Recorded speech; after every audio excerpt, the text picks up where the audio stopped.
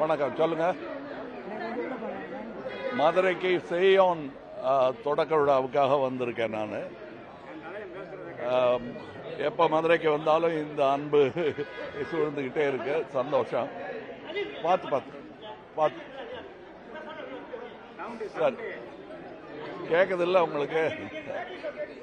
சரி, மதுரையில் செய்யோன் தொடக்க விழாவுக்காக வந்திருக்கேன். அது நல்லபடியாக நடக்கணும், நடத்தி கொடுக்கணும் நீங்கள். மற்றபடி எல்லாம் உங்களுக்கு செய்திகள் வந்துகிட்டு இருக்கு. அது போதுமானதுன்னு நினைக்கிறேன். நான் வேற ஒன்றும் இல்லைன்னு நினைக்கிறேன். நடிகர் விஜய் வந்து முதலமைச்சரா பதவியேற்று ஆட்சி நடத்திட்டு வர்றாரு. நீங்க ஒரு அரசியல் தலைமையில் இருக்கிறவங்க, உங்களுடைய பார்வைக்கு எப்படி இருக்கு? அவருடைய ஆட்சி நடப்புகள் எப்படி இருக்கு? நேரடியா சந்திச்சிருக்கீங்க? இல்லைங்க, 2 நாள்ல சொல்லக்கூடியது ஜோசியமா தான் இருக்க முடியும். 6 நாள்ல சொல்லக்கூடியது அப்படித்தான் இருக்க முடியும். 15 நாள்லயும் அப்படிதான் இருக்க முடியும். அதான் ஒரு 6 மாசம் டைம் கொடுக்க வேண்டாமா? புதியவர்கள் வந்திருக்காங்க நிறைய பேர். அதனால புதியவர்கள்ங்கிறது புதுசு கிடையாது அரசியலுக்கு. சுதந்திரம் இந்தியா கிடைச்ச போது எல்லாருமே புதிய மினிஸ்டர்ஸ் தான். அதனால புதியவர்களை நம்ம கம்மியாகவும் எடை போட வேண்டாம், ரொம்பவும் எதிர்பார்க்க கூடாது. என்ன நடக்குமோங்கிறத பார்த்துக்கிட்டு நீங்க தானே ஓட்டு போட்டீங்க. நீங்க தான் அது நல்லபடியா நடக்குதாங்கிறது நீங்க தான் கவனிக்கணும். நாங்களும் கண்காணிக்கிறோம். திராவிட கட்சிகள் இல்லாத ஒரு புதிய ஆட்சியை கொண்டாந்துருக்காரு. தமிழ்நாட்டில் இருந்து தமிழ் பேசுற ஒருத்தர் கட்சி ஆரம்பிச்சா அது பேர் திராவிட கட்சி தான் என்னை பொறுத்தவரையில.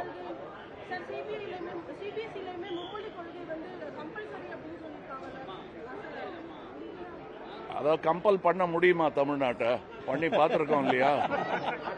அதனால ரஜினிகாந்த் என்ன சொல்றாங்கன்னா, விஜய் வெற்றி பெற்றது எனக்கு ஆச்சரியம் கலந்த ஒரு சந்தோஷம். ஒருவேளை கமலஹாசன் முதல்வராக வந்திருக்காருன்னா கூட நான் பொறாமப்பட்டிருப்பேன் ஒரு மாதிரி ஒரு சிரிப்போட தான் சொன்னாரே தவிர நாங்க 2 பேருமே ஒருத்தர் பார்த்து பொறாமப்பட்டது கிடையாது. போட்டி போடுவோம், பட் பொறாமப்பட்டது கிடையாது. We are the best sportsman you can find in Tamil Nadu. அது நாங்கள் சினிமா துறையில் இருக்கோம். நாங்கள் கிரிக்கெட் விளையாடு இருந்தாலும் இப்படித்தான் இருந்திருக்கோம். சார், இப்ப சினிமா சம்பந்தமா நீங்க முதல்வர்கிட்ட நிறைய கோரிக்கைகள் வச்சிருக்கீங்க. அதுல ஒன்று முக்கியமானது என்னன்றது இல்லையே, அதுதான் இருக்கேன். நீங்க படிச்சு கூட பார்க்க மாட்டேங்க. இல்ல, முதல்வர்கிட்ட இருக்க பத்திரிகையில் உங்க நண்பர்களே அதை போட்டிருக்காங்க. திரும்ப அதையே பேசிட்டு இருக்க வேண்டாம். அதுல நல்லது எதுன்னு உங்களுக்கு தோணுதோ அதை சிறப்பா கோடிட்டு காட்ட வேண்டியது உங்க கடமை.